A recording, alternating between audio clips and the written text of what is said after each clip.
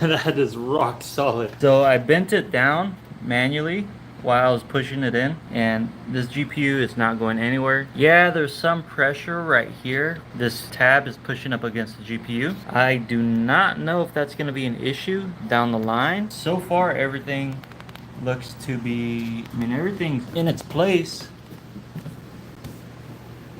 Let me go ahead and do that to Mystics real quick. All right, let me go ahead. Everything's in place.